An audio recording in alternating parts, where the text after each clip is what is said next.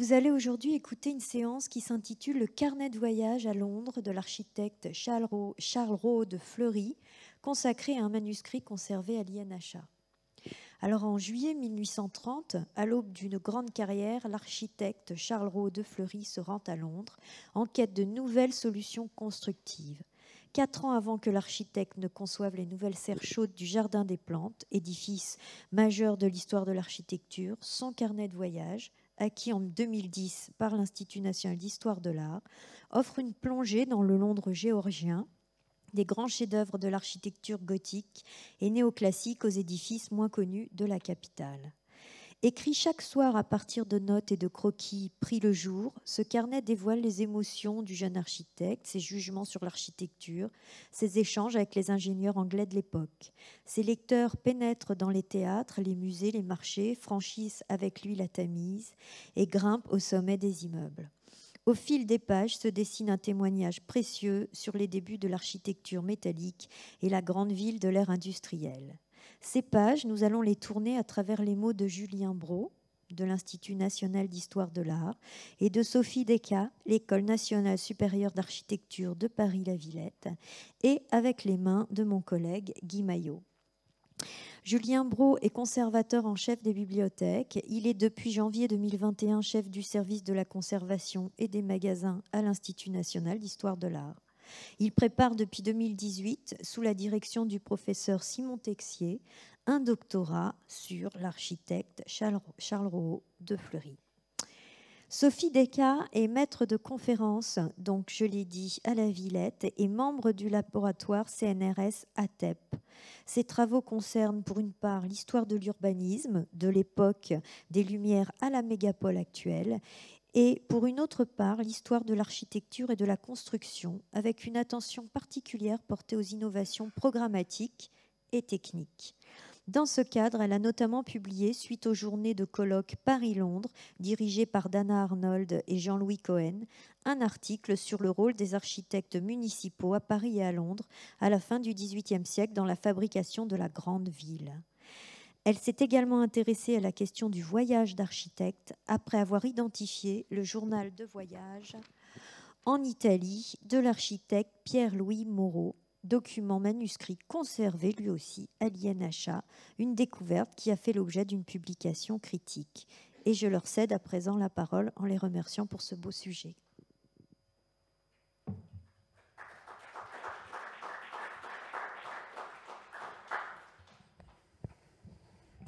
Bonjour à tous. Merci d'être venus nous écouter ce soir. Donc, on va vous parler d'un trésor, un manuscrit donc, de l'architecte Charles Rowe de Fleury. Alors, en préparant cette conférence, on s'est dit que peut-être le fil rouge de cette présentation, ce serait justement de tâcher de vous expliquer pourquoi il s'agissait d'un trésor. C'est vrai que ce n'est pas d'emblée un document qui est forcément spectaculaire. Quand on pense à des trésors en matière d'histoire de l'architecture ou en matière d'architecture, on pense notamment à de très beaux plans aquarellés en couleur, par exemple. Et là, c'est un petit carnet de reliure d'aspect très modeste, de reliure un peu de fortune, mais qui va se révéler, comme on va essayer de vous le montrer, donc un témoignage extrêmement précieux à la fois sur la formation d'un architecte et sur la ville de Londres en 1830. Alors pour essayer de faire cette démonstration, on a prévu donc 4 temps où nous prendrons chacun à notre tour la parole. J'essaierai d'abord de vous présenter donc ce carnet de voyage dans ses aspects matériels, en essayant aussi de le contextualiser eu égard à la carrière de cet architecte, Charles Rowe de Fleury, et enfin eu égard aussi au voyage à Londres, qui est plus rare que le voyage à Rome à l'époque pour les architectes, mais qui existe cependant, qui est réalisé par un certain nombre d'entre eux, qui s'intéressent à cette ville qui est l'une des grandes rivales de Paris en Europe. Dans un deuxième temps, Sophie Descas vous présentera plus avant justement le rapport l'aspect en fait ce qui peut intéresser les ingénieurs à l'époque aussi dans le voyage à Londres et en quoi le carnet de voyage de cet architecte fait écho à ces voyages d'ingénieurs. Puis je reprendrai la parole pour vous présenter, à travers le carnet de Rode Fleury, en fait, un certain nombre de monuments de Londres que Charles Rode Fleury a sous les yeux pendant la petite semaine qu'il passe à Londres, et également certains ensembles dans la ville qui sont l'objet de réflexions de sa part. Enfin, Sophie Descar reprendra donc la parole pour un dernier temps où elle essaiera de se centrer plus particulièrement sur les innovations qui sont observées par Charles Rode Fleury dans la ville de Londres.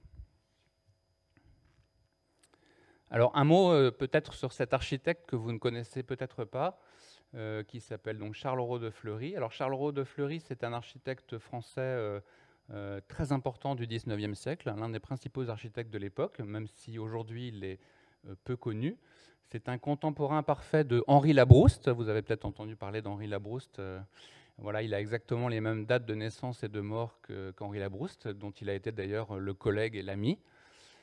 Il a une très très grande carrière, hein, puisque donc il naît à Paris en 1801. Il est le fils d'un architecte, Hubert Rode Fleury, Grand Prix de Rome, un architecte qui a fait une éminente carrière puisqu'il a été vice-président du Conseil des bâtiments civils. Il est élève à la fois à l'école polytechnique et puis élève de l'école des beaux-arts, dans l'atelier de l'architecte Louis-Hippolyte Lebas. Il se présente au fameux concours du Grand Prix de Rome, mais il n'est pas primé. Et grâce à son père qui a de l'entre-gens, voilà, il ne s'acharne pas à essayer de repasser le concours du Prix de Rome, puisqu'il peut démarrer en fait très vite dans la carrière. En 1824, il n'a que 23 ans. Donc ça, c'est très rare pour un architecte français à l'époque, qui attendait souvent de longues années avant de pouvoir avoir une charge public, et donc il devient architecte sous-inspecteur des casernes de la gendarmerie royale de Paris. Et quand il effectue donc ce premier voyage en Angleterre, puisqu'il y en aura d'autres, en 1830, il a donc 29 ans, c'est un tout jeune architecte qui travaille depuis quelques années. Alors c'est ensuite que sa carrière va prendre un essor considérable, hein, puisque 2 ans plus tard, après son retour de Londres, il sera nommé architecte en chef du Muséum national d'histoire naturelle, à un moment où cette grande institution scientifique s'apprête à profondément se renouveler et construire beaucoup de bâtiments dans son enceinte du Jardin des Plantes à Paris. Et il va effectivement construire les nouvelles serres chaudes du Jardin des Plantes, une galerie de minéralogie et plusieurs édifices pour la ménagerie du Jardin des Plantes, dont une singerie notamment. Alors c'est assez remarquable, mais donc quelques années plus tard, après avoir rénové ou construit plusieurs salles de spectacle à Paris, il va également devenir architecte en chef de l'Opéra de Paris, donc cette fois-ci l'une des principales institutions culturelles en Europe. Et donc il va simultanément exercer ces 2 charges, pourtant déjà chacune bien lourdes. Il aura aussi un rôle institutionnel important, hein, il sera vice-président de la Société centrale des architectes, d'ailleurs en même temps qu'Henri Labrouste. Et puis, pan non négligeable de son activité, il va aussi être un grand architecte de la construction privée en France, puisqu'il va construire au moins une vingtaine d'hôtels particuliers et d'immeubles dans le quartier des Champs-Élysées au sens large, hein, dans les beaux quartiers parisiens, ça va jusqu'à la place Vendôme notamment, et ça peut monter un petit peu plus au nord. Et puis, à la fin de sa vie, une fois qu'il aura pris sa retraite en 1867, il se consacrera avec son fils, qui est lui-même formé à l'école des Beaux-Arts, à des travaux d'archéologie et d'iconographie religieuse. Alors, un mot sur la bibliothèque des Rode Fleury. Pourquoi ? Parce que le manuscrit qu'on vous présente ce soir, il a une histoire qui est palpable dès la couverture. Il était en fait dans la bibliothèque privée de la famille Rode Fleury. Donc je l'ai dit, il y avait un père architecte, le fils architecte, et le fils du fils était lui-même donc élève de l'école des Beaux-Arts et avait une formation d'architecte. Et cette famille a habité longtemps dans un hôtel donc, qui était rue d'Aguesseau à Paris. Et c'était des gens qui écrivaient beaucoup, qui ont laissé beaucoup d'archives sur leur voyage, sur leur travail, et ils avaient donc, on peut considérer qu'ils avaient une bibliothèque splendide, consistant en ouvrages d'architecture, en classiques de l'époque, mais aussi en manuscrits et en carnets de voyage rapportés de leur pérégrination en Europe. Et là, on a la chance d'avoir au Centre canadien d'architecture à Montréal, conservé plusieurs plans de cet hôtel d'Aguesseau, et je vous l'ai mis parce qu'on a sur cette coupe, on voit une petite pièce donc, qui était peut-être la bibliothèque. On voit des livres sur des rayonnages, qui était peut-être cette bibliothèque de l'hôtel Rode-Fleury, donc rue d'Aguesseau. On verra tout à l'heure, en regardant le manuscrit, la petite étiquette qui montre que le manuscrit appartenait au fils de Charles Rode-Fleury, Georges Rode-Fleury. Alors, quelle est la situation de Charles Rode-Fleury quand il s'embarque pour Londres en 1830? Donc, je l'ai dit, il est architecte des casernes de gendarmerie de la ville de Paris. D'ailleurs, c'est le premier bâtiment qu'il visite sur le sol londonien. Mais il est aussi et surtout, je dirais, associé via son père à des expérimentations en matière d'architecture métallique. Donc il y a tout un faisceau assez convergent d'indices qui montrent que son père et lui sont très impliqués dans tout le renouveau de l'architecture à Paris à cette époque. Il est notamment à la Bastille pour essayer des structures métalliques particulières, on appelle ça des fers creux, pour supporter la colonne de la Bastille, qui s'apprête à être érigée donc, sur la place du même nom. Et puis, il est engagé dans des programmes d'édilité publique aussi, donc des projets très utilitaires, celui d'une nouvelle morgue, des projets d'abattoir. Il a aussi conçu, pour une école de natation, un système de bateaux reliés avec des câbles métalliques sur la Seine.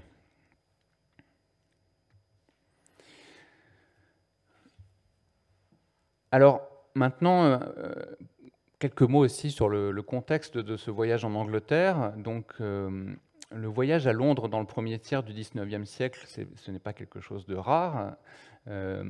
Londres est souvent mis en parallèle avec la capitale française.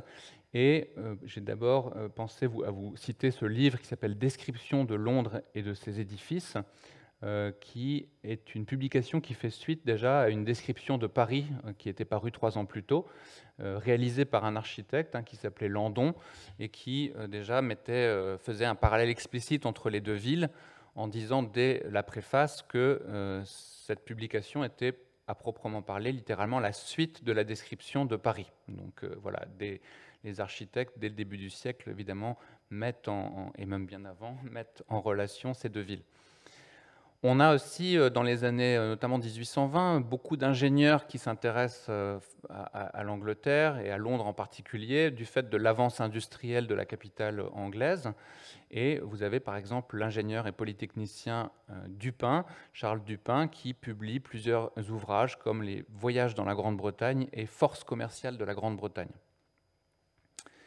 Alors, sur le plan des artistes, je trouve intéressant de vous citer un voyage effectué en Angleterre et jusqu'en Écosse par l'écrivain Charles Nodier, promenade de Dieppe aux montagnes d'Écosse, puisque Charles Nodier passe, comme Charles Rode-Fleury, aussi une semaine à Londres. Un très beau texte où Charles Nodier, malgré tout, quitte assez vite Londres, puisque son but, c'est d'aller justement explorer des terres inexplorées au sommet de la péninsule. Et puis, peut-être plus pertinent encore pour comprendre l'intérêt de Rode-Fleury pour Londres en 1830, on a dans les années 1820 aussi des architectes importants qui voyagent à Londres.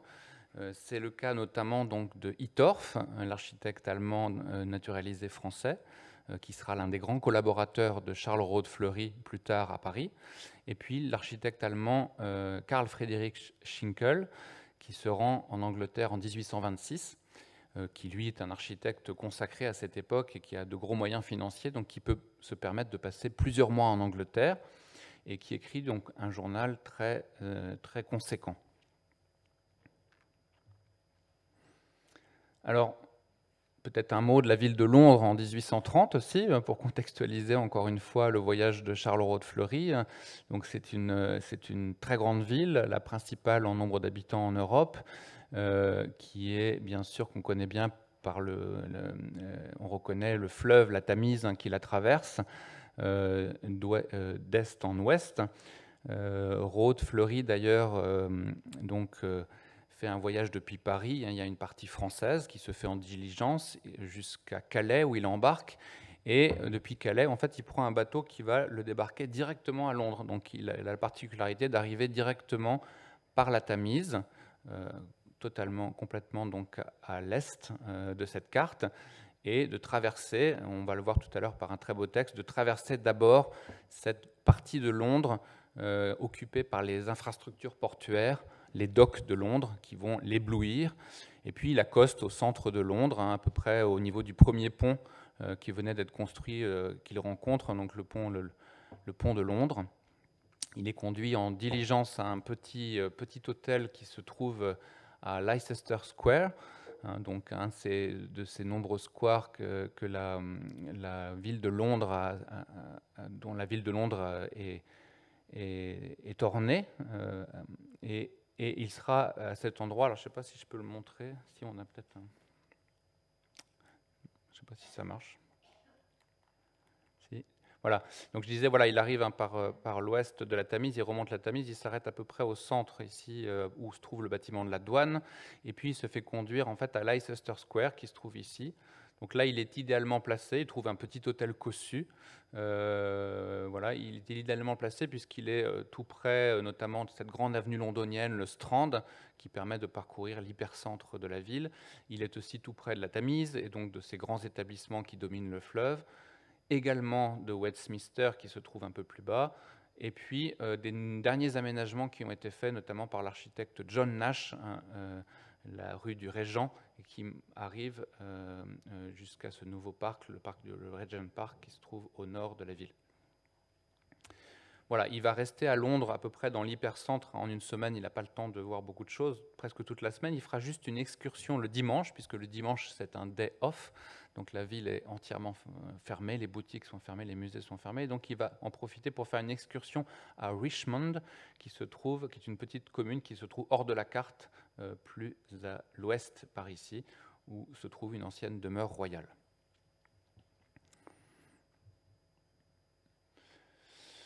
Voilà, donc il est temps d'aborder maintenant aussi les aspects matériels liés à ce manuscrit. Donc on va le voir très, très prochainement. Le manuscrit s'élabore en différents moments qui correspondent à des moments d'écriture. Là, vous voyez, on va le voir directement. Je pense que c'est mieux que de voir la diapo. Si on peut... voilà. Basculer sur le manuscrit, c'est parfait. Donc j'en profite pour faire écho à ce que je disais au début de ma présentation, vous montrer ce carnet qui est relativement modeste d'apparence. C'est une reliure vraiment de fortune et non pas une belle reliure en cuir ouvragé. Ce sont des matériaux de récupération, un plat en carton, une reliure faite d'un morceau de vélin ancien qui a été simplement collé sur ces plats, et puis à l'intérieur, les cahiers ont été juste reliés avec de très simples points de couture. Et puis il y a deux petites étiquettes, je crois que Guy vous les a montrées. Il y a une pièce de titre qui indique Londres 1830, et puis en queue du manuscrit, cette petite étiquette qui montre donc que le manuscrit a été dans la bibliothèque du fils de Charles Rode-Fleury, Georges Rode-Fleury. Mais comme je vous l'ai expliqué, c'était une bibliothèque familiale qui s'est transmise de génération en génération, avant, à un moment donné, d'être dispersée entre divers héritiers, notamment, et d'arriver dans différentes institutions patrimoniales aujourd'hui.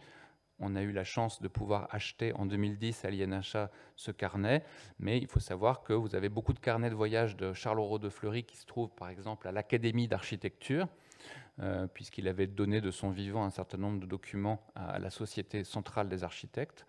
Il y a aussi des choses qui se trouvent à la Bibliothèque nationale de France, des carnets de dessins de voyage en Italie qu'il a d'ailleurs fait avec son fils. Et puis, il y a l'essentiel du fonds privé de Charles Rode-Fleury et de son père se trouve au Centre canadien d'architecture à Montréal. Ça peut paraître curieux, mais il se trouve que dans les années 1970, à un moment où on ne s'intéressait pas trop à l'architecture du 19e siècle, eh bien, ce fonds a pu quitter le territoire français et être acheté par celle qui avait fondé le Centre canadien d'architecture. Alors, on va regarder un petit peu les premières pages, si vous voulez bien, les premiers feuillets de ce manuscrit. Ça va permettre de comprendre un peu comment il est rédigé. D'abord, donc, vous avez une sorte de page de titre. il est certain que Charles Rode-Fleury a sans doute, de retour à Paris, réassemblé les feuilles qui lui avaient permis d'écrire son journal. Les cahiers sont assez triturés, on a du mal à les compter, donc il y a eu un assemblage de faits. En tout cas, ce qui est sûr, c'est que chaque jour, chaque journée passée dans son voyage comporte un numéro, très simple, donc 1, 2, 3, à chaque fois ça correspond aux journées. Et il a pris le soin de marquer aussi les items dont il va parler dans son journal ou les villes qu'il va passer. Et si tu veux bien juste y revenir voilà, sur cette première page, c'est un journal aussi, donc c'est un cahier qu'il s'est vraiment approprié, très personnel, et vous voyez qu'il s'est aussi plu à coller là, à découper et coller une vignette gravée. Alors The Eagle Coaches, c'était en fait la compagnie de messagerie qui permettait de relier la ville de Londres à la ville de Douvres. Et c'est justement cette compagnie qu'il va prendre pour son voyage de retour à Paris. Et donc manifestement, une fois de retour à Paris, il avait peut-être des prospectus, et voilà, il a un petit peu éditorialisé son manuscrit, ce qui pose d'ailleurs la question en filigrane qui va aussi être dans toute notre présentation, de savoir s'il avait l'intention de faire quelque chose de son manuscrit, une édition publique. Moi, je pencherais plutôt pour un plaisir personnel fait à maqueter un peu son journal, mais l'hypothèse d'une édition est tout à fait possible. On peut tourner les pages, Guy, si tu veux bien. Voilà, alors c'est un carnet de voyage. Alors il y a des choses amusantes, comme par exemple là, la liste des affaires qu'il prend avec lui pour aller à Londres, un inventaire de vêtements qui est un petit peu dépaysant à lui tout seul. Des choses classiques, des chemises, des cravates, des mouchoirs, des mots un petit peu moins familiers, des bavettes, des madrasses, voilà, la brosse à dents, le rasoir. C'est quelqu'un d'extrêmement méticuleux, de très organisé, donc le journal est scandé de pages comme ça, notamment aussi où il va relater ses dépenses. On a un compte très précis des dépenses qu'il fait à Londres. Il investit beaucoup d'économies dans ce voyage. Passer une semaine à Londres à l'époque, c'est pas rien. Voilà, il est très organisé. Le journal permet aussi de suivre toute cette dimension de la vie personnelle de Rode-Fleury. Il fait aussi quelques emplettes à Londres, comme nous on pourrait en faire aussi, et il les détaille au sein du carnet. Alors, je suis en train de... Voilà, on passe un feuillet juste pour vous montrer aussi les différentes écritures du carnet. Donc là, l'écriture au crayon papier correspond à des moments qui sont dans la journée, quand il est face au monument, face à quelque chose qui l'intéresse. Voilà, il fait des notations très rapides au crayon papier. Donc l'écriture n'est pas toujours aisée à déchiffrer. Et puis il fait des petits croquis. Là, vous voyez des croquis d'un théâtre qu'il a le temps de visiter à Boulogne juste avant de s'embarquer, le théâtre de Boulogne-sur-Mer. Puis, dans un second temps, donc, le soir, quand il est dans sa chambre d'hôtel, à la lumière de sa bougie, voilà, il écrit, cette fois-ci à l'encre, le récit de sa journée. Donc là, c'est plus lisible, c'est un récit vraiment rédigé, plus organisé. Ah non, mais... on est toujours dans le manuscrit. Je suis tenté de faire défiler le PowerPoint.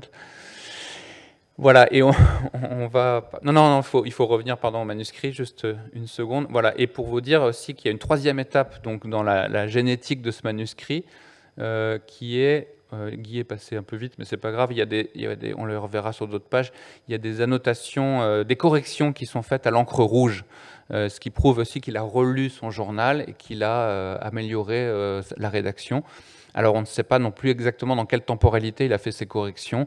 Les a-t-il faites à Londres, à Paris, de retour, dans un but éditorial? Bon. Voilà, c'est mon hypothèse. Voilà, c'est plutôt l'hypothèse de Sophie. Voilà, on peut passer rapidement. Donc, voilà, je voulais vous montrer cette autre page de titre où on a la liste des monuments qu'il va voir. Il n'y a pas que des monuments, il y a aussi des personnes. Voilà, il a des lettres de recommandation pour aller rencontrer des gens. Ces personnes-là ne sont pas n'importe qui. On voit le nom de M. Brunel ou M. Crossway. Ce sont parmi les plus grands ingénieurs de l'époque, ou en tout cas en passe de le devenir. Donc voilà, Charles Rode-Fleury est polytechnicien. Il s'appuie sur un réseau aussi européen d'ingénieurs qui lui permettent d'accéder à certains bâtiments, certains monuments ou certaines informations, en tout cas sur l'architecture et les projets londoniens. Voilà, des noms qui nous dépaysent tout de suite. Covent Garden, Drury Lane, Newgate. Voilà, ça c'est tout ce qu'il voit dans sa deuxième journée à Londres. Voilà, on va peut-être passer parce que je pense que je prends trop de temps. Et on va revenir au PowerPoint, merci. Donc je disais divers moments d'écriture, je vous ai montré un exemple de collage dans le carnet, il y en a d'autres, il y a des prospectus aussi qui sont collés, il y a une gravure de devantures d'hôtel aussi qui est gravée plus loin dans le manuscrit. Voilà, on a des détails aussi sur les repas qu'il prend, il commente la nourriture anglaise, la générosité des restaurateurs ou non. On a aussi des pages du manuscrit qui sont peut-être un peu plus abîmées que d'autres. Alors on peut penser que comme il sortait son carnet dans la ville et qu'il ne fait pas toujours très beau à Londres, eh bien, le manuscrit a été à l'époque un petit peu mouillé. Voilà, donc c'est vraiment un outil de travail d'abord et avant toute chose. Ce n'est pas une réorganisation a posteriori d'un matériau, mais quelque chose qui permet d'avoir des notations très fugaces, très franches, y compris dans les sensations qu'il exprime, des sensations physiques, mal de mer, peur, vertige. Voilà, donc l'originalité de ce voyage par rapport à d'autres, puisque tout à l'heure j'ai cité par exemple le voyage de Schinkel ou de Dittorf, c'est d'une part Rowe est très jeune, donc justement il y a cette forme d'enthousiasme, de liberté dans les jugements. Il y a aussi ce côté un petit peu très libre dans ses promenades dans Londres. Il n'est pas accompagné de tout un aéropage de collègues qui le guident, mais qui le brident aussi. Donc voilà, des fois il donne un pourboire pour pouvoir monter à un gardien pour monter au sommet d'un immeuble. Il voit le maximum de choses. Il a aussi beaucoup d'énergie, puisqu'il trouve l'énergie d'écrire ce journal souvent très tard dans la nuit. Il y a plusieurs notations qui indiquent qu'il écrit aux alentours de minuit le soir dans sa chambre d'hôtel. Voilà. Et puis, l'originalité aussi, c'est les qualités littéraires en fait, de ce texte. Donc, c'est vrai que, par exemple, le voyage de Schinkel, ce sont souvent des petites notations assez brèves, des monuments qu'il a vus dans la journée, avec des évaluations, mais on reste un petit peu sur sa fin, alors que Rowe de Fleury prend vraiment le soin de rédiger ses sensations, ses appréciations sur la ville. Alors, je vous donne un exemple de jugement très libre de Rowe de Fleury, donc justement sur le théâtre de Boulogne-sur-Mer. Là, je vous ai mis le croquis qu'il en fait, et surtout l'appréciation qu'en fait dans un discours officiel l'architecte Hippolyte Lebas à la mort de l'architecte qui a créé la salle de Boulogne-sur-Mer. Vous voyez, c'est une appréciation tout à fait élogieuse. Et en regard, voici ce que met Charles Rowe de Fleury dans son journal. L'extérieur de la salle a l'air d'une grange, l'intérieur est d'une mesquinerie extrême. Voilà, donc il écrit pour lui-même dans un premier temps, et donc il y a cette franchise absolue qui est très précieuse, puisque d'une part, ça permet de rentrer dans la subjectivité de l'architecte, de comprendre vraiment comment il évalue les choses, et puis même pour nous, comme archive d'un bâtiment, ça permet un petit peu de changer justement des commentaires officiels qu'on peut lire dans les textes de l'époque. Voilà, ce journal est très précieux pour cette raison. Voilà, je parlais de la qualité littéraire du journal de Charles Rowe de Fleury. Voilà, je voulais juste vous citer ce texte qui est assez beau, qui est une scène qui a beaucoup frappé Charles Rowe de Fleury. C'est quand il arrive à Londres par la Tamise, c'est sa première impression de Londres en quelque sorte. Il arrive au niveau des docks et donc il est justement confronté à cette force industrielle de la Grande-Bretagne. Voilà, je n'ai pas le temps de vous lire le texte, mais vous pouvez le lire. C'est à la fois très rédigé, ça ne va pas jusqu'au texte d'écrivain sans doute, mais on a quand même un texte qui est assez ambitieux dans sa volonté de peindre à la fois son sentiment et puis le paysage qu'il a sous les yeux. Et c'est assez touchant aussi puisqu'il dit qu'il n'a, en fait, c'est tellement sublime comme scène qu'il n'a pas le temps de dessiner quoi que ce soit. Voilà, je suis un petit peu long, mais je voulais finir cette première partie en vous montrant peut-être ce qui est la réalisation la plus connue de Charles Rowe de Fleury, parce qu'elle fait écho à tout ce que Charles Rowe de Fleury va voir à Londres 3 ans plus tôt. Donc, ce sont les nouvelles serres chaudes du Muséum national d'histoire naturelle.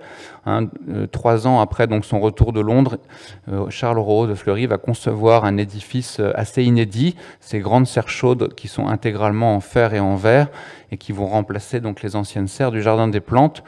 Et cet édifice, qui figure dans des histoires de l'architecture mondiale, hein, comme vous le voyez ici, eh bien, on ne peut pas s'empêcher de faire le lien entre cet édifice et les structures, notamment constructives, que Charles Roux de Fleury a vues à Londres quelques années plus tôt. Là, j'ai proposé un parallèle entre une charpente qu'il dessine dans ce carnet londonien et la charpente métallique qu'il conçoit pour les nouvelles serres chaudes du Jardin des Plantes. Avec une transposition, à gauche c'est du bois, et à droite c'est du fer, mais bon. Ouais. Alors, moi, je vais rebondir parce que c'est vrai que, bon, voilà, j'ai découvert ce carnet par l'intermédiaire de Julien, et puis je me suis posé plein de questions parce que, voilà, il y a une forte revendication hein, dans le texte de je suis architecte et je fais ce voyage en tant qu'architecte, et pourtant, voilà, il va quand même observer énormément de structures. Enfin, il est quand même très très intéressé par la question des structures métalliques. Donc, il lui semble innovante ou novatrice. Et puis, il est quand même polytechnicien. Donc, c'est vrai que donc, je me suis posé la double question. C'est vrai que dans le cas de Roux, donc, il est à la fois polytechnicien, et vous voyez dans cet ouvrage d'Andrew Sant, donc, qui est historien de l'architecture, et qui a enseigné très longtemps à l'université de Cambridge.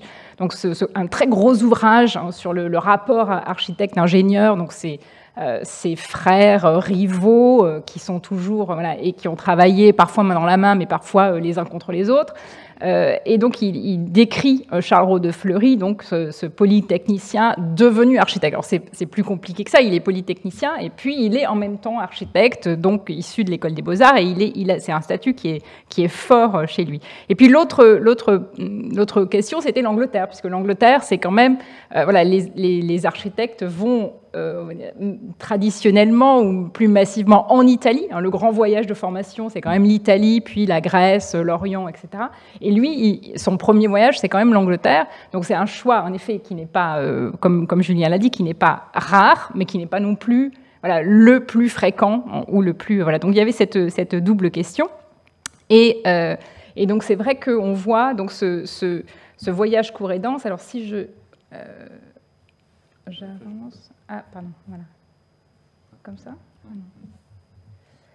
Voilà, et donc c'est vrai que en regardant ce carnet, et moi j'ai imaginé que peut-être, en effet, ces corrections en rouge étaient liées à une idée d'une édition, c'est-à-dire qu'il y a vraiment la partie réalisée in situ au crayon à papier, le petit carnet avec un petit quadrillage qui facilite les croquis, les mesures, etc., l'écriture à l'encre, et puis ces corrections en rouge. Et c'est vrai que donc, l'Angleterre est une destination prisée par les ingénieurs, qu'il a des contacts, bien sûr, avec de nombreux ingénieurs, il aura des contacts avec les ingénieurs anglais, et puis donc cette destination, l'Angleterre, devient, alors pas, enfin c'est juste l'année limite, mais devient à un moment donné, pour notamment l'école des ponts et chaussées, une destination choisie. Certains ingénieurs doivent partir en Angleterre et doivent rédiger un journal de mission, dont j'ai mis un exemple donc, voilà, ensuite. Et c'est vrai que ces journaux de mission, dont certains sont publiés donc, dans les Annales des ponts et chaussées,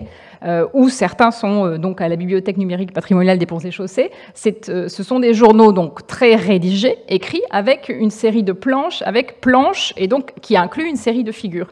Et c'est vrai que donc, ce que j'ai souligné, donc encadré en rouge, c'est que vous voyez qu'à l'encre rouge, il corrige et puis il met en rouge, donc voir planche avec figure un tel et tel, qui peut laisser penser qu'il a aussi cette envie, à un moment X, bon ça voilà, non déterminé, de finalement faire quelque chose de ce carnet, puisque les ingénieurs publient leurs journaux de mission, donc pourquoi pas aussi publier ce point-là. Et puis en même temps, donc cette forte revendication d'architecte, c'est vraiment ce que Julien a évoqué sur la question des jugements de goût, hein, et ça c'est pas spécifique à Roux de Fleury, c'est des jugements un peu péremptoires. Les architectes sont ceux qui savent ou qui connaissent le bon goût. Voilà. Et donc, et ça, c'est vraiment quelque chose qui est une identité très forte. Et chez Roux de Fleury, on va voir qu'il y a une sorte de leitmotiv de ce qui est beau et forcément léger, hein, et que la légèreté va être une grande qualité architecturale, qui va être aussi une qualité structurelle, mais qu'il va rechercher en fait sans arrêt et qu'il va louer quand elle est présente. Alors, je vous ai mis, puisque c'est pas que quand il est en Angleterre, hein, dès la première partie de son voyage. Donc, c'est un peu... Donc moi, je me suis un peu prise au jeu de l'enquête. Hein, donc il y avait des édifices qu'il cite. Bien sûr, c'est pas illustré, donc on cherche des illustrations. Les édifices sont souvent détruits. Enfin, c'est non plus la même forme, non plus. Alors sur ces photographies, donc vous voyez l'hôtel de ville de Calais. Qui n'existe plus aujourd'hui, mais c'est celui que Rohaut de Fleury a vu. Et donc, il se lève à 4 heures du matin et il va sur place, il dessine. Et il dit donc, j'ai pris un croquis de cet édifice qui, sauf quelques proportions, n'est pas nul.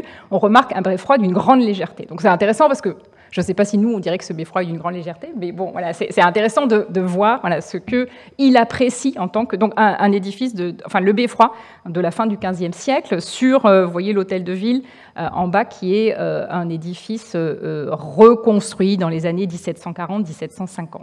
Et cette question-là, cette question de si c'est un architecte qui dessine, forcément c'est bien. Si c'est un ingénieur, c'est peut-être moins bien. C'est une sorte de leitmotiv qu'on va aussi retrouver. Donc j'ai pris 2 exemples qui sont intéressants parce que c'est 2 exemples d'édifices que Rohaut de Fleury apprécie. Donc une arcade et puis un pont. Et en fait, dans les 2 cas, alors on va peut-être passer... Oui, on peut déjà montrer, voilà, donc ça c'est je reviendrai sur le texte après, donc Burlington Arcade, qui existe toujours, un peu transformé, mais qui existe toujours. Donc ce passage à boutique, donc Rohaut de Fleury va beaucoup aimer cette construction, cet aménagement, et puis il va dire, bah oui, mais alors les ornements, par contre, non, les ornements, ça va pas, donc c'est sûrement que c'est pas un architecte qui a fait ça. Et bon, en fait, c'est un architecte, et puis vous verrez, dans le cas, c'est le cas contraire. Alors là, j'avais choisi de vous montrer, en effet, cette planche, puisque là, on voit que même s'il est sur place, donc c'est un croquis fait sur place, au moment où il visite donc cet espace, il fait vraiment une planche à mini-échelle, c'est-à-dire qu'on a vraiment le plan de l'arcade, l'élévation, la coupe, donc voilà, le plan, au centre, l'élévation, juste à droite, une coupe, en bas, un détail du plan des boutiques, puisque ce qui l'intéresse, c'est qu'il y a un escalier pour 2 boutiques, etc. Et donc, on peut tout à fait imaginer que voilà, il peut y avoir après une planche publiée, agrandie, retracée. Enfin, il a tous les éléments pour fabriquer cette planche. Alors, on peut peut-être revenir sur le PowerPoint. Mais il n'y a pas beaucoup de cas quand même dans le petit carnet où on a vraiment la planche tout en un, hein, avec tous les éléments. Et voilà, donc il décrit donc Burlington Arcade, donc qui vient d'être réalisé, hein, c'est quelque chose de tout récent, par l'architecte Samuel Ware, qui a travaillé pour plusieurs aristocrates anglais. Alors je connais pas tout par cœur, mais qui a travaillé notamment donc qui a rénové, qui a travaillé pour le comte de Burlington, qui a rénové Burlington House, que vous voyez juste à droite. Je ne sais pas si je peux... voilà, en fait, sur ce plan de Londres, hein, de 1830, vous avez ici Burlington House, et sur les terrains de Burlington House, donc, il y a une décision d'ouvrir donc une arcade commerciale, un passage. Alors c'est vrai que c'est aussi quelque chose qui intéresse Rohaut de Fleury. Il a juste réalisé avec son père, c'est ça, je crois, hein, ouais, le passage du saumon à Paris. Donc c'est aussi disons un programme d'architecture qui certainement l'intéresse particulièrement. Alors il y a plein de choses qu'il trouve très très intéressantes dans cette arcade. Et puis, il dit donc, tout semble avoir été prévu, c'est moi qui souligne, là c'est pas lui qui écrit, hein, donc tout semble avoir été prévu pour la facilité du commerce, mais rien pour le goût. Ces boutiques, quoique enrichies de cuivre et d'acajou, ne semblent pas avoir été faites par un architecte. Les ornements sont tous détestables. Et alors si on regarde, donc c'est vraiment un jugement très catégorique, et alors si on regarde, parce qu'à l'intérieur de Burlington Arcade, bon, la verrière n'est pas celle d'origine, mais on a les ornements d'origine, et c'est pas non plus quelque chose qui est... très, très ornementé. C'est pas comme si ça croulait sous l'ornementation, mais c'est vrai que là, on a des éléments sur le goût de Rohaut de Fleury. C'est vrai que, bon, donc il y a une série de ce que vous voyez, donc des pilastres avec un ordre ionique à volutes qui sont placés en angle, et ces grosses volutes qui se développent, on va dire, à la Michel-Ange. Donc on a ces références à la fin de la Renaissance, ou bien ces grosses agrafes que vous avez ici en haut, voilà, où on est aussi dans ce vocabulaire d'une certaine partie, enfin, qui est imitée de certaines architectures de la Renaissance italienne. Bon, visiblement, ça ne plaît pas à Rode Fleury. Par contre, il est très intéressé, et il a raison, donc il le décrit, hein, il le souligne par ces entrées, hein, ces vestibules. Donc, en fait, l'entrée de ces passages est en quelque sorte dilatée, et puis ensuite on a le passage à boutique. Il y en a même quelques-unes qui sont installées sur le côté. Et je pense que cet effet de volumétrie, en fait, l'intéresse beaucoup, puisque évidemment on n'est pas, voilà, on a une sorte d'écran, et puis ensuite hop, on arrive dans un autre espace. Et ça, vraiment, il apprécie ça.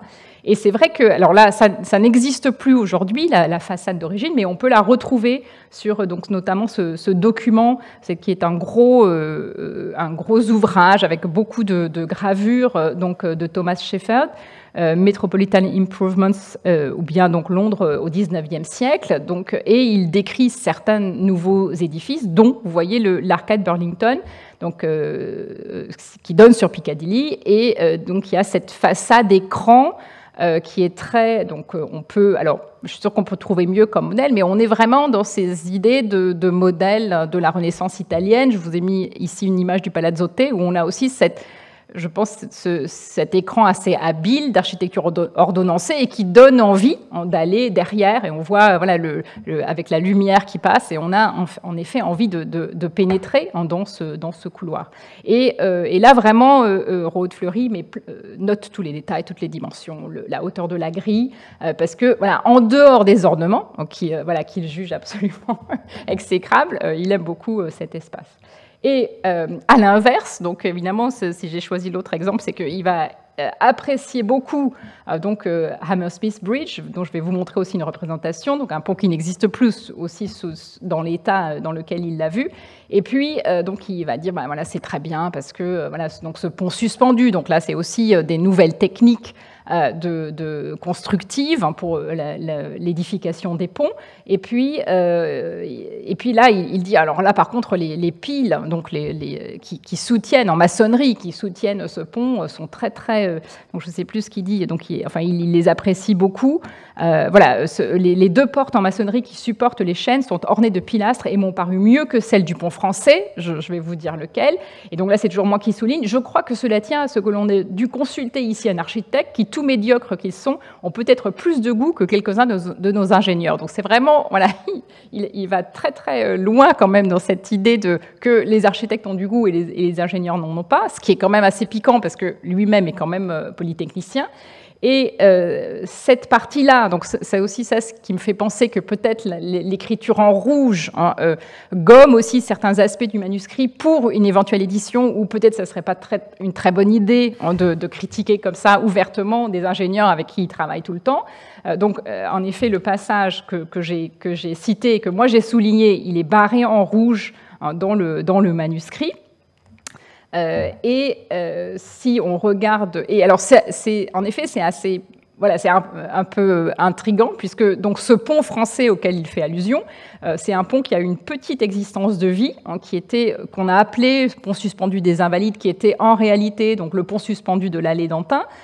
Qui est l'ouvrage de deux ingénieurs, polytechniciens ingénieurs, qui ont aussi fait un voyage à Londres et qui se sont inspirés de ce nouveau pont de Hammersmith Bridge, et on voit dans la lettre de Vergès, donc cet ingénieur qui l'a construit, il évoque, c'est lui qui a construit ce pont suspendu, et donc ces deux piles, ça ce sont les deux piles que n'aime pas trop Rode Fleury, et puis ça, donc je vous montre donc cette vue de ce pont qui est bien sûr pas dû à un architecte, mais qui est bien dû à un ingénieur, William Terney Clark, qui est un ingénieur spécialisé dans les ponts suspendus. De ce qui existe toujours de lui, il y a un très beau pont suspendu à Budapest, et donc qui est vraiment ingénieur et qui avait tout à fait la capacité à dessiner de l'architecture ordonnancée tout à fait pertinente selon donc le regard de Rode-Fleury.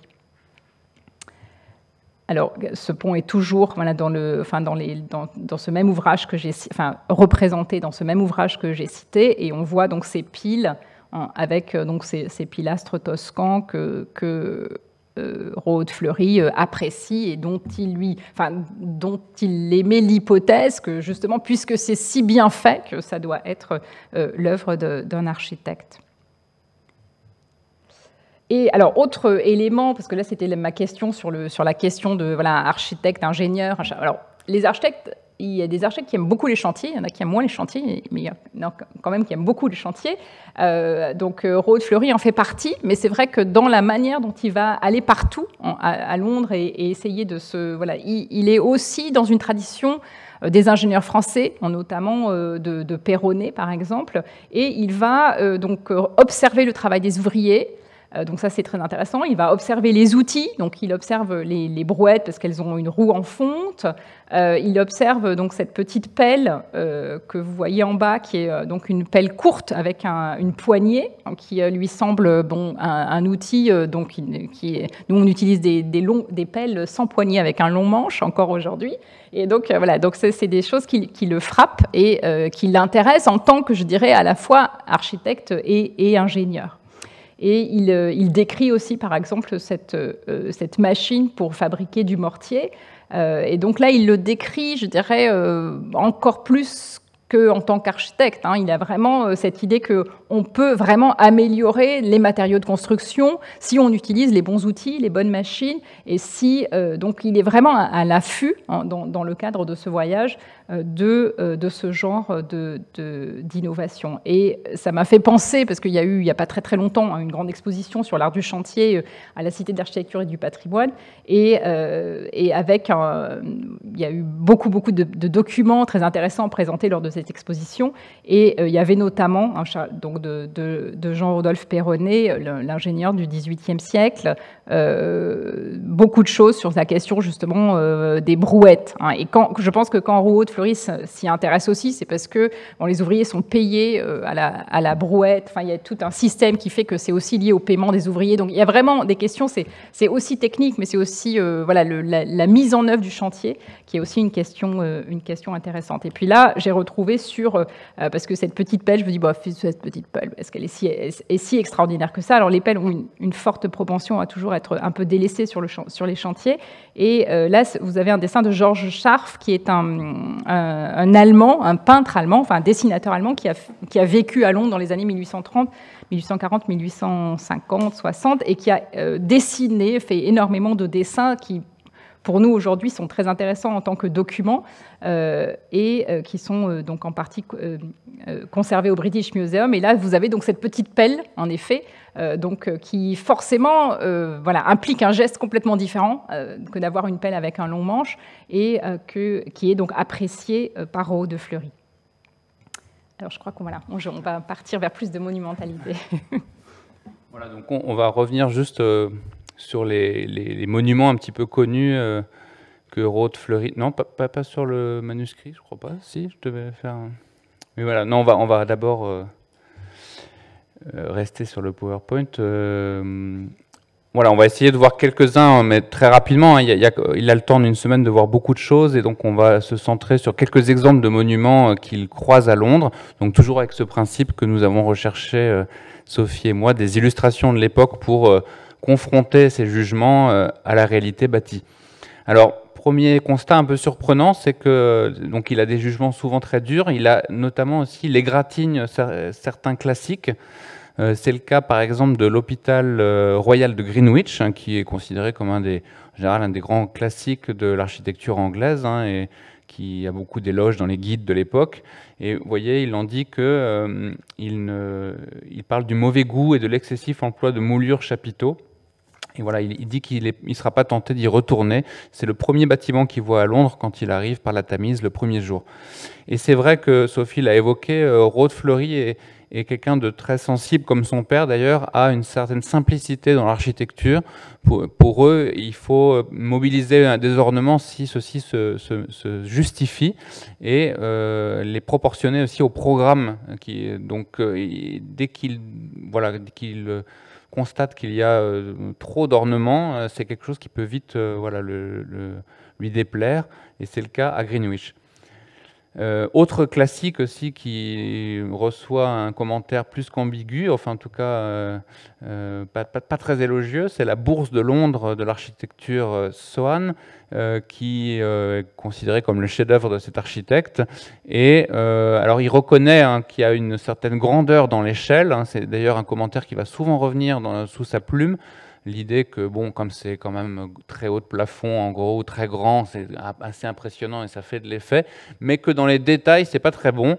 Et vous voyez, il écrit « Il semble que l'architecte ait voulu montrer toute la bizarrerie de son mauvais goût ». Voilà, donc, alors, on a une photo un petit peu plus tardive, mais qui vous montre bien, je crois, un peu les ornements que vous pouviez trouver dans cet édifice de la Bourse de Londres, qui devient après la Banque d'Angleterre.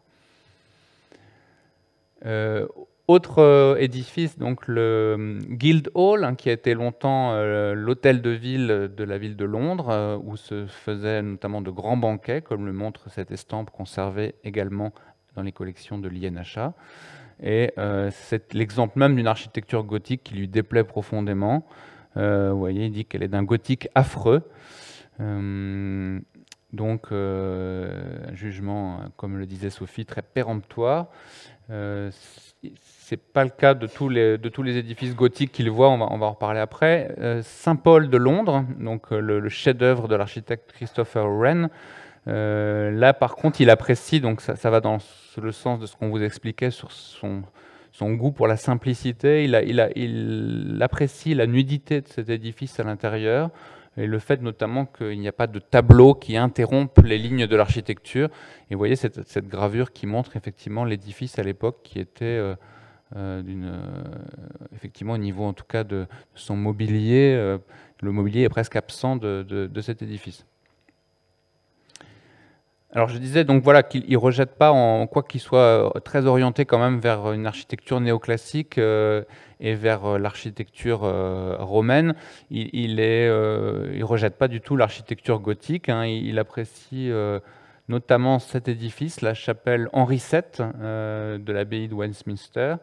Là, on vous a proposé un tableau de Canaletto réalisé lors de son voyage donc au milieu du XVIIIe siècle, qui montre bien l'intérieur de cette chapelle, avec notamment les clés pendantes très ouvragées au sommet de la voûte.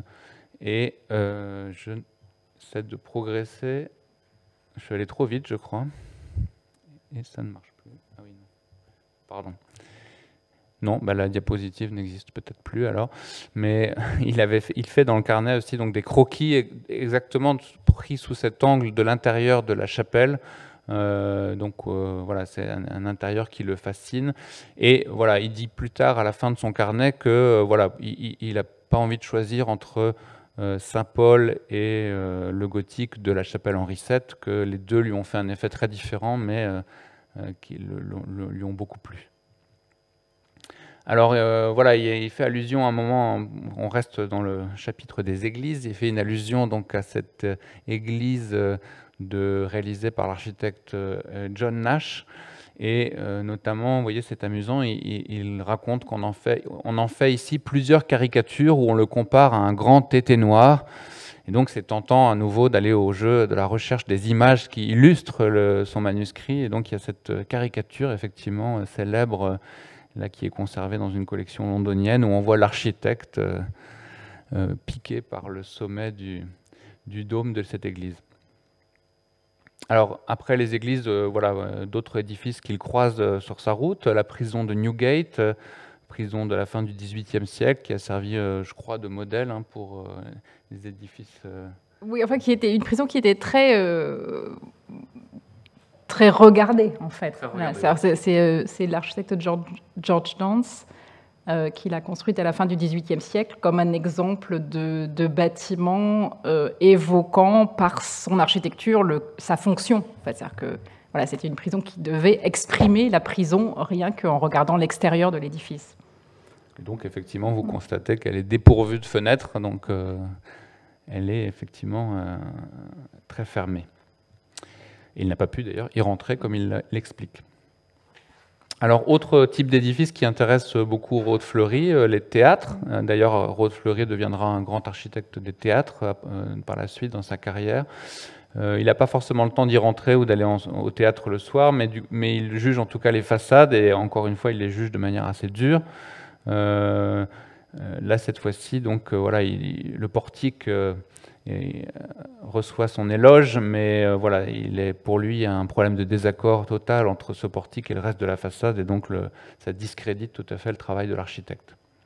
Je vous ai mis en regard en plus petit aussi ce qu'en disait l'architecte Schinkel dans son journal. Je trouve ça intéressant parce qu'on voit qu'en fait, deux journaux à quelques années de distance d'architectes ne disent pas du tout la même chose d'un même édifice, et donc c'est une preuve supplémentaire de l'intérêt d'avoir plusieurs témoignages pour un même bâtiment à une époque donnée. L'autre grand théâtre de Londres, le théâtre de Drury Lane, à nouveau, il ne comprend absolument pas la façade. Il faut dire que juste avant qu'il n'arrive à Londres, on a construit une sorte de péristyle pour protéger l'arrivée des gens à l'opéra. Et donc voilà, il déplore ce péristyle qui est sans chapiteau et sans proportion. Il faut le dire pour dédouaner un peu l'architecte, que ce péristyle devait à l'origine être provisoire, et qu'en fait il a fini par rester, et l'édifice n'a pas été modifié par la suite. Et puis pour finir avec les salles de spectacle, si j'ose dire, Rode Fleury donc va voir, je le disais, le Regent's Park à Londres, qu'il apprécie beaucoup. Et notamment toutes les infrastructures de serre, et puis cet édifice, le Colosseum, qui abritait ce qu'on appelait à l'époque un panorama, donc c'est-à-dire une grande toile peinte circulaire qui donnait à voir la ville de Londres. Alors les panoramas, ils n'étaient pas nouveaux, il y en avait depuis le début du siècle, d'ailleurs y compris à Paris. Mais enfin là, il apprécie beaucoup ce panorama. Hittorf aussi d'ailleurs avait beaucoup aimé ce panorama et fera un petit écrit dans lequel il détaillera cet édifice. Et je l'ai mis parce que quelques années plus tard aussi, pour faire le lien avec sa pratique, Charles Rode Fleury, au Jardin des Plantes, imaginera à un moment un édifice qui devait être une volière pour les oiseaux des tropiques, qui s'inspire très fortement de cette architecture des panoramas, puisque c'est un édifice avec un grand dôme en verre dans lequel les visiteurs auraient pu faire le tour de cette coupole à l'intérieur pour être immergés au sein de la nature. Alors, autre type d'édifice, évidemment, que Rowe visite, ce sont tous ces grands bâtiments somptueux qui donnent sur la Tamise. C'est vrai que le fleuve, aussi bien que la Seine à Paris, est vraiment structurant pour le paysage londonien.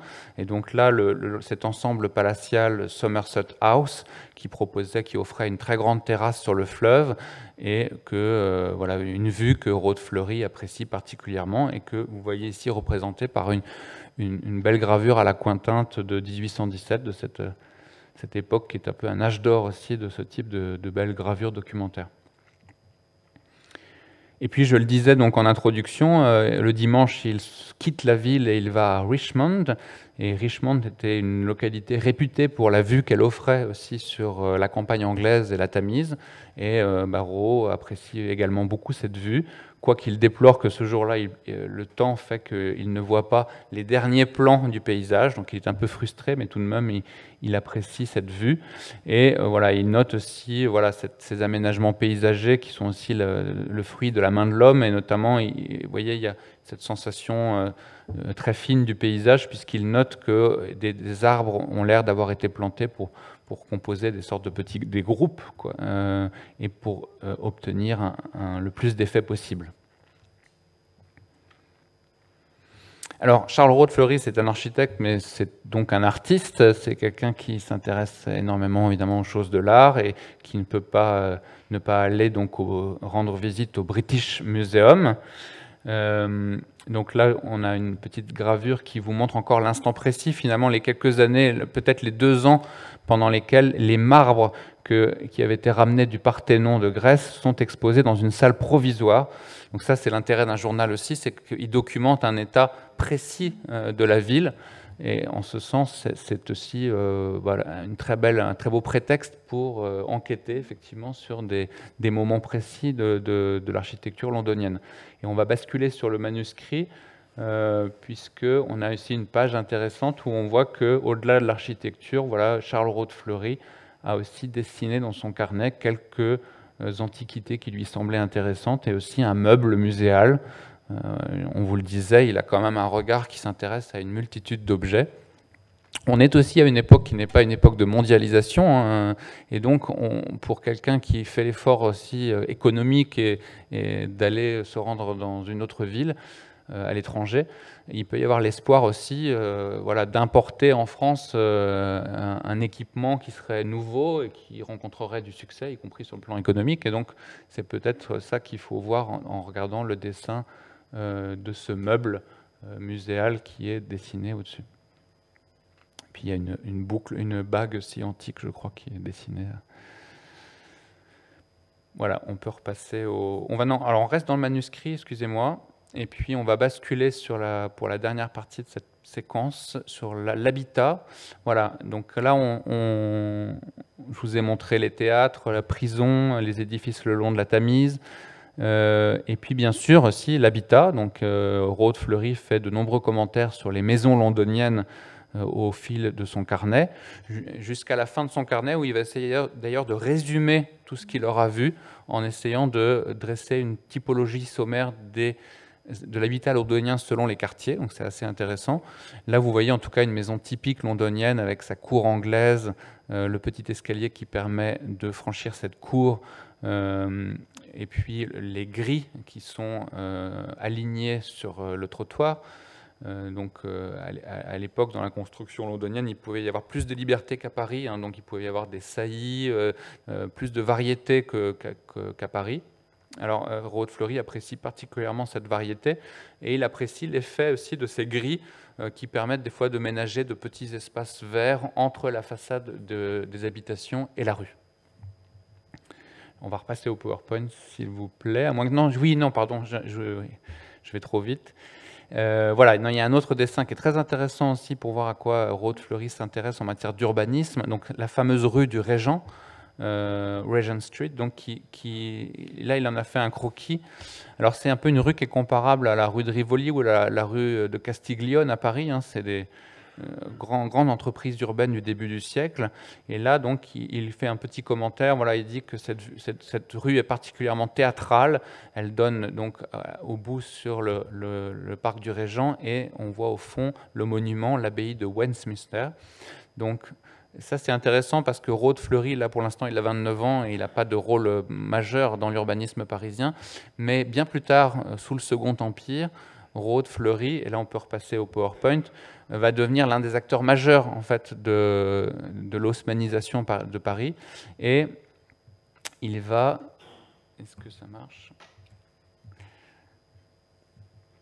Voilà, il aura l'occasion, comme je l'ai dit, de construire de nombreux hôtels particuliers. Et je vous ai mis ici une photo d'un double hôtel qu'il a construit au sommet des Champs-Élysées, tout près de l'Arc de Triomphe, hein, le double hôtel Fontainia pour un régent de la Banque de France. Et vous voyez que cette construction fait quand même nettement écho à ce qu'il a pu voir à Londres des années auparavant, avec un double hôtel qui est en retrait par rapport à la rue, avec justement ce système de cour anglaise et une grille, voilà, une grille qui avait un joli effet d'après le baron Haussmann, qui dans ses mémoires d'ailleurs s'attribue les mérites de cette grille, mais le baron Haussmann n'était pas à une attribution près, je crois, d'après les historiens d'architecture. Donc, voilà, là encore, on peut faire le lien entre ce voyage en Angleterre et la pratique plus tard parisienne de Roth Fleury, et je crois que ça, c'est important pour l'historiographie de l'urbanisme parisien, parce que voilà, souvent, on sait qu'il y a eu une influence de Londres, mais on la limite au fait que Napoléon III ou Haussmann ont voyagé à Londres. Mais en fait, non, il y a plusieurs architectes qui ont joué un rôle majeur dans l'urbanisme parisien du Second Empire. C'est le cas d'Itorf, c'est le cas donc de Rode Fleury, qui ont fait plusieurs voyages à Londres avant le Second Empire et qui donc ont pu s'imprégner de cette ville différente de Paris pour l'habitat. Alors, je vais reprendre le... Oui, parce que c'est vrai qu'il y a encore tellement de choses à dire sur l'urbanisme et l'habitat. Je vais reprendre le fil sur ces questions d'innovation et de ce que recherche Rode Fleury en étant à Londres. Alors, Londres, mais ça fait le lien avec la question urbaine. Vous voyez en bas, et on a aperçu d'ailleurs, quand vous avez regardé le manuscrit tout à l'heure, on a aperçu ces petits croquis. Donc, il y a une borne, en fait, une borne de rue en fonte. Et c'est vrai que Londres, on sent que c'est un peu fonte à volonté. C'est-à-dire qu'il y a partout des éléments en fonte qui, normalement, sont en pierre ou dans un autre matériau à Paris, ou en zinc, ou en tôle, en fer blanc. Et donc, c'est vrai que là, Rode Fleury est vraiment à la recherche et il note tout ce qui peut être dans ce matériau plus nouveau, plus solide, plus durable, et qui sera en effet, qui aura un grand avenir architectural. Et on a vu tout à l'heure, à droite, vous avez le haut d'un tuyau de descente, donc la question des tuyaux de descente donc pour les eaux pluviales. Enfin, il y a plein de choses. Et puis c'est vrai qu'à gauche, vous avez un petit dessin qu'on a vu aussi quand on était au British Museum avec Rode Fleury, parce que c'est amusant, c'est intéressant qu'il dessine plein de choses au British Museum et qu'il évoque les marbres, la pierre de Rosette, etc. Mais il dessine aussi une charnière antique. Il n'oublie pas qu'il aime toutes ces questions techniques, que c'est vraiment un goût pour la technique très, très important. Alors je vais regarder un peu rapidement avec vous ce qui est... Alors, on sent qu'il cherche le métal là où le métal est avec une utilisation innovante. Il le cherche dans l'habitat. Alors dans l'habitat, là, j'ai fait une hypothèse donc il évoque cette structure que vous avez à gauche, donc qu'il dessine, qui est en effet une structure donc en fonte. Avec sa description, on ne sait pas trop si la partie du bas est vraiment en fonte. Ce qui est sûr, c'est qu'il a ces éléments ici, donc, qui servent de poitrail, donc, qui remplacent une poutre. Là, c'est en coupe, qui sont en métal. Et puis, donc, j'ai mis en parallèle, mais ce n'est pas la même chose, ce n'est pas les mêmes maisons. Donc, c'est un dessin de structure de maison.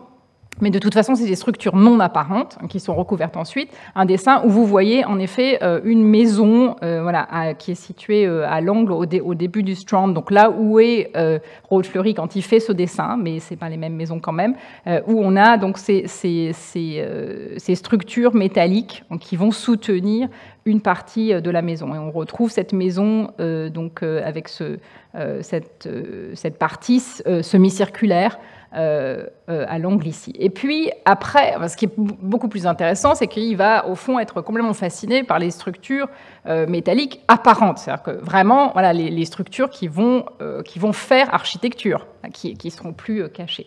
Et alors il y a une chose qui m'avait amusée, c'est qu'il va donc à la Chambre des communes, il visite la Chambre des Lords, très en détail, etc. Et or la Chambre des communes, c'est aujourd'hui, dans les ouvrages d'histoire de l'architecture et de l'ingénierie, c'est le premier bâtiment répertorié en Europe occidentale de structures métalliques apparentes. Et alors, quand on lit son texte, donc il décrit très bien, il décrit tout, il décrit même le petit tapis, le petit tapis en jonc qui est sous les pieds des députés. Et puis, il ne parle pas de la structure métallique, en fait, que vous voyez ici, qui est... donc, je me suis dit, tiens, il n'a pas vu qu'il y avait des colonnes en métal. Et puis, finalement, si, c'est-à-dire que quand on lit, quand on fait le parallèle entre ce qu'il écrit le soir et puis si on revient sur, qui ne sont pas, bien sûr, comme on l'a dit, le carnet n'est pas toujours bien positionné, on voit qu'il a bien dit, donc les tribunes supportées par des pilastres en fer. Et alors là, j'ai eu du mal à lire. Donc mauvais chapiteau, ça, je pense que ça se lit. Après, surtout, c'est encore, il faut faire encore des hypothèses de lecture. Mais en tout cas, il le remarque. Mais comme il trouve que c'est pas... Bon, c'est pas exceptionnel, mais en effet, là, on est dans une structure qui est un rajout, une rénovation sous la direction de Christopher Wren à la toute fin du XVIIe siècle.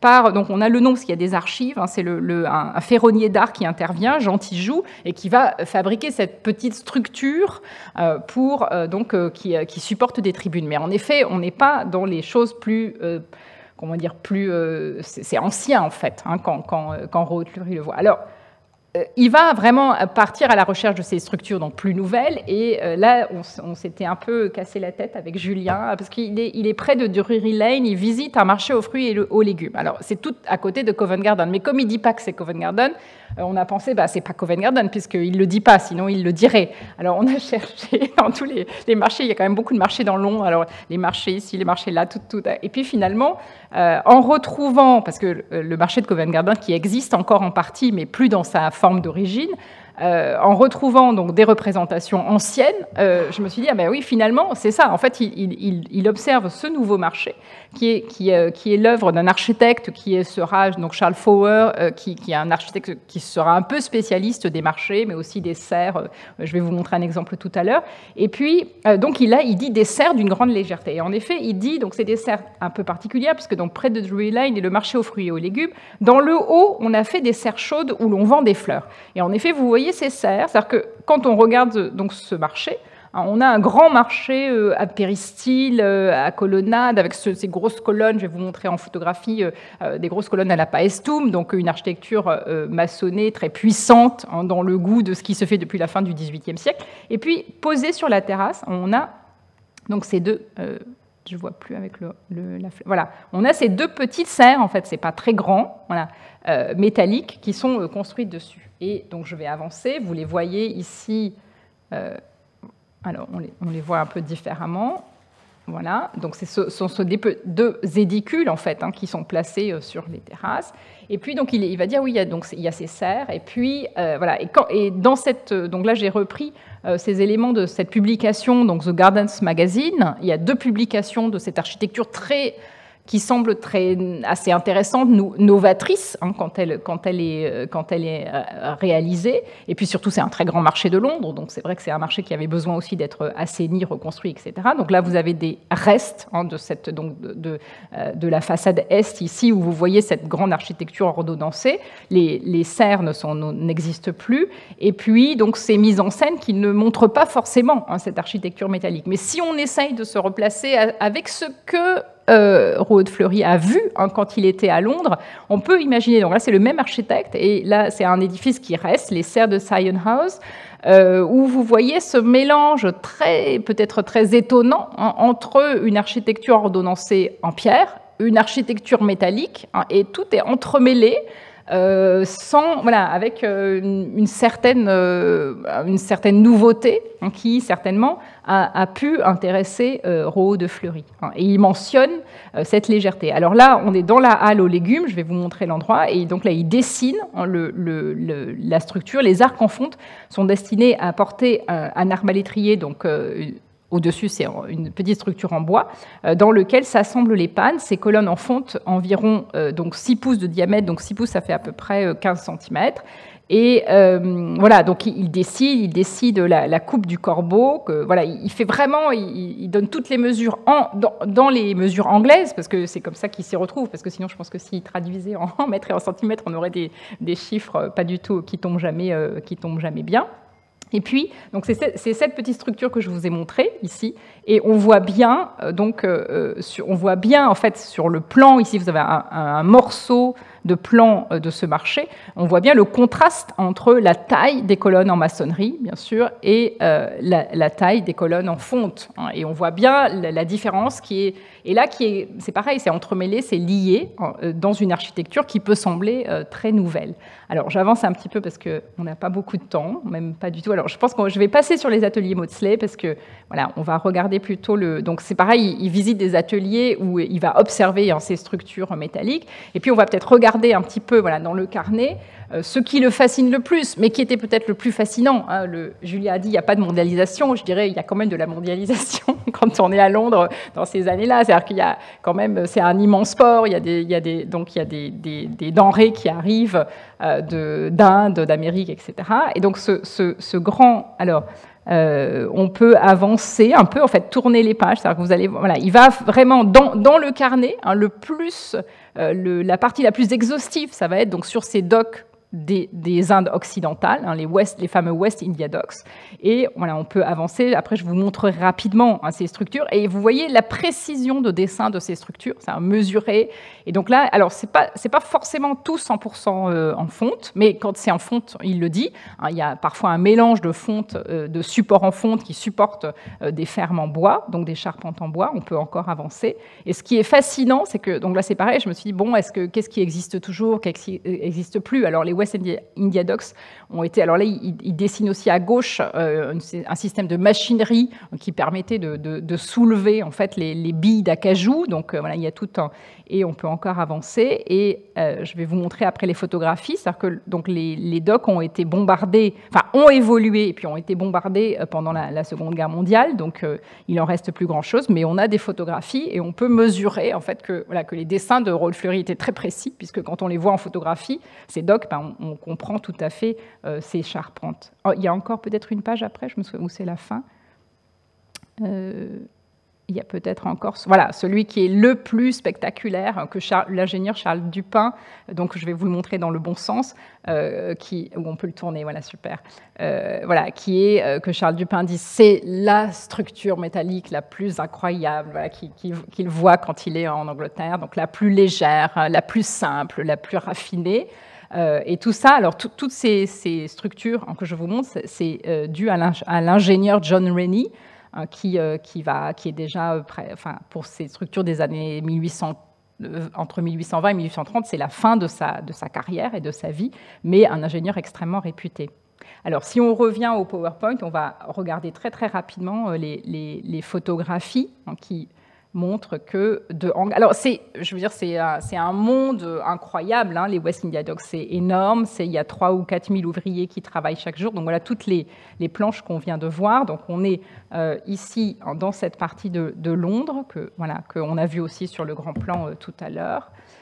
Donc des vues qui montrent aussi l'ampleur de cet espace. Et puis, donc, si on regarde un petit peu, donc il y a tous les hangars. Alors, c'est pareil, au début, j'avais un peu de mal à retrouver parce que Raoul Fleury francise tous les noms. Hein. Il y a les noms, bien sûr, anglais, puis il francise tout. Mais malgré tout, on arrive à tout retrouver. Donc, c'est une structure un peu légère avec cette charpente qui est très utilisée en Angleterre, un peu en Italie, pas en France. Hein, alors, parce que j'avais étudié ces charpentes pour un autre contexte scientifique.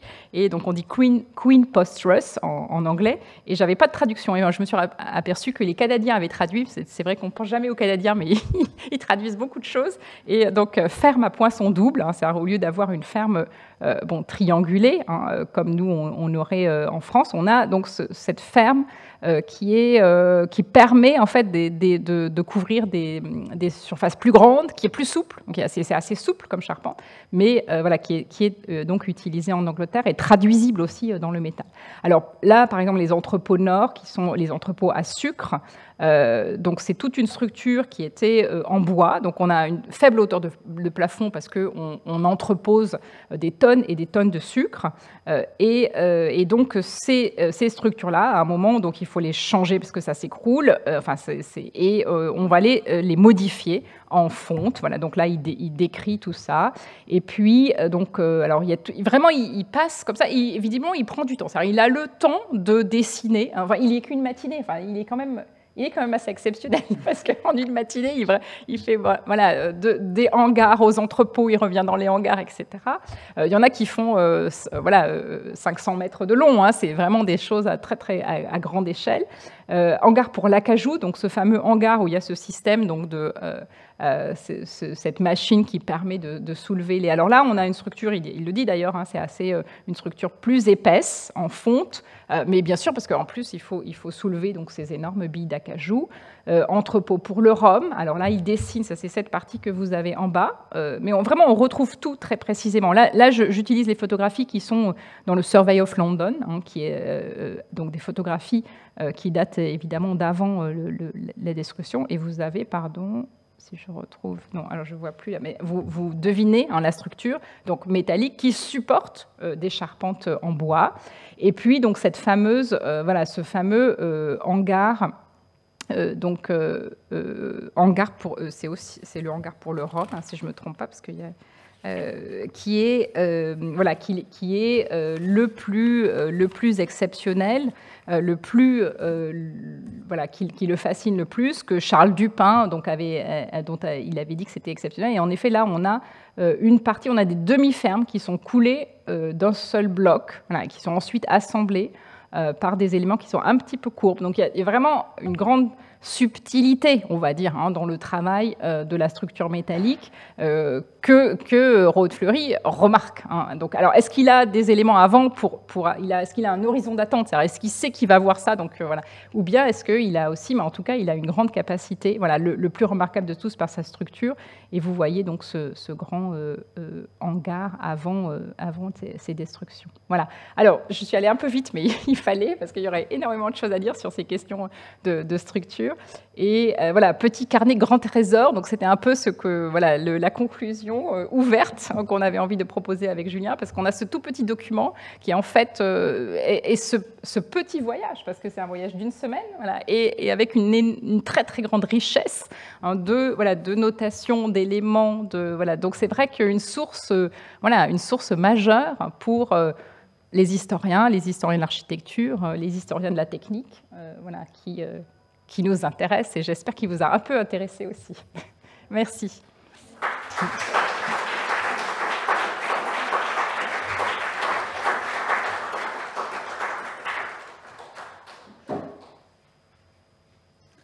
Alors, je crois qu'il est tard, mais il est d'usage de prendre quelques questions si on en a encore le temps, au moins une ou deux peut-être. Donc n'hésitez pas si vous voulez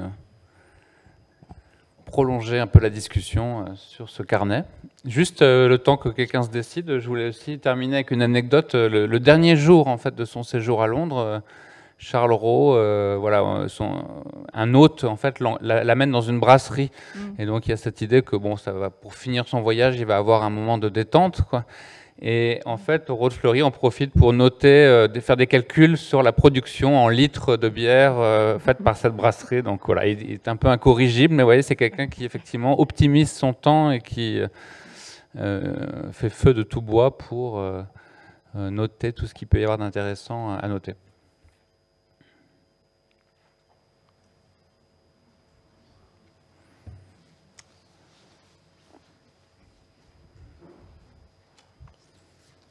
Non, pas de questions. On a mangé tout le temps. Je dirais simplement, il ne faut pas se poser la question, petit carnet, grand trésor, il avait prévu de publier, vous n'avez qu'à le publier. Le travail est fait, c'est bravo parce que effectivement c'est intéressant. Ce travail philologique d'essayer de trouver les monuments de l'époque vu les changements radicaux de Londres. Et je suis plutôt du côté de Julien, je ne pense pas que c'était un carnet, un journal de voyage pour une publication parce qu'il y a trop d'indications techniques, c'était quand même complexe à éditer. Et si vous pensez de l'édition, il faudrait presque prévoir des facsimilés pour les pages et les croquis, parce que c'est vraiment assez passionnant. Donc, il fait effectivement, l'INHA des moyens et des collections dans les publications de l'INHA. Effectivement, c'est très, très, très intéressant parce qu'effectivement, tout le monde allait à Rome. Vos collègues architectes, ils viennent de publier l'énième volume sur les voyages des architectes en Italie au 19e, etc. Ça continue. Et en plus, pour les années 30, c'est très intéressant parce qu'effectivement, très peu de monde monte, beaucoup descendent. Donc, effectivement, c'est incroyable. Et puis, pour la partie technique, parce qu'il a beau être architecte, il était ingénieur. Donc, effectivement, tout ce que vous avez montré des techniques, c'est extrêmement riche, même pour le vocabulaire. Parce qu'en Italie, c'est assez banal.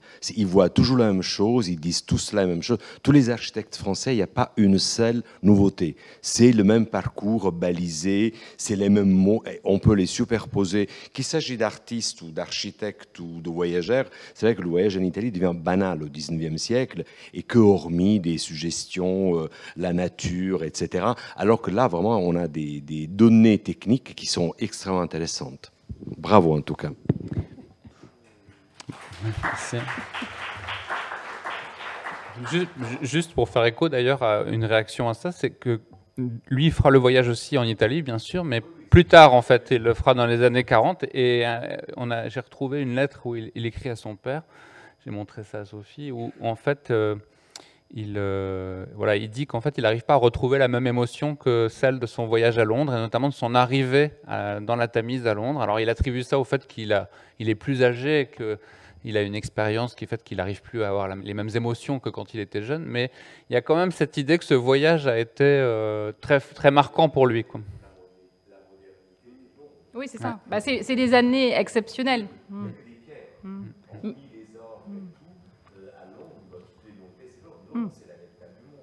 Tout à fait. Et les années 1830, enfin, là, quand il y est, c'est vraiment voilà, exceptionnel.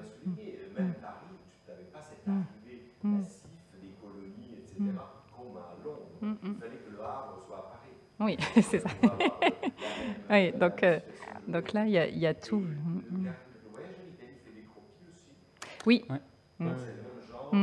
C'est même plus dessiné, c'est des dessins pour le coup coloriés. Oui, c'est ça, c'est plus dessiné, parce qu'on l'avait vu à l'Académie d'architecture, en effet, mais peut-être en effet moins particulier. C'est-à-dire que là, on a le texte, l'image, le texte corrigé, le texte sur le moment, le texte le soir. Bah, on a vraiment, voilà, et donc c'est plus riche en fait, parce que le voyage en Italie, on sent que peut-être le texte. C'est des notices souvent très proprettes, quoi.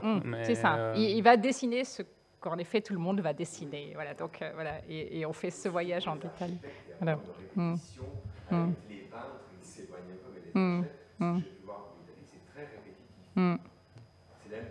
surtout les Français, c'est par colonie, la colonie française et la colonie allemande, ils ont les mêmes chemins de parcours. Donc, voilà, du travail sur Oui, merci pour cette présentation vraiment très passionnante. J'ai juste une question rapide. Vous avez évoqué au début des constructions métalliques faites par Rouault qui étaient les abattoirs ou des halles. Est-ce que vous pensez dans les abattoirs La Villette quels sont les lieux? Vous en savez plus? Il était pressenti pour des projets. Il n'a pas réalisé à cette époque-là d'édifices métalliques, sinon on le saurait, ne serait-ce que dans l'histoire de l'architecture métallique. Mais il est effectivement, il est invité, convié à des réunions de la ville de Paris où il propose des plans, on va dire. Et par contre, pour les expérimentations métalliques, c'est plus celle que j'ai citée, c'est-à-dire la colonne de la Bastille pour des matériaux mais non apparents, le fer pour la structure. Ou alors pour ces bains sur la Seine, il y avait des écoles de natation à l'époque sur la Seine, et là il propose un projet intéressant avec des barres de fer oscillantes, enfin qui permettent au bateau en fait d'être à la fois solidaire mais aussi libre à cause effectivement du courant du fleuve, quoi. Donc voilà les projets. À cette époque-là, son père est un constructeur de marché. Son père, Hubert Rouault de Fleury, a construit la halle aux poissons. À l'époque, le marché aux poissons, qui n'existe plus, parce que les halles de Baltard, après, ont pris la place. Voilà, c'est une famille qui était quand même assez avancée dans l'expérimentation des nouveaux matériaux.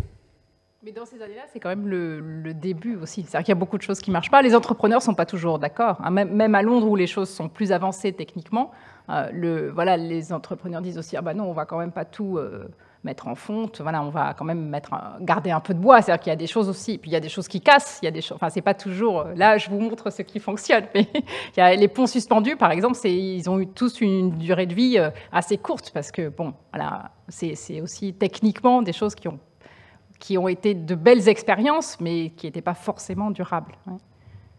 Donc, mais c'est vrai qu'il est très partant, en tout cas, pour ces questions d'innovation.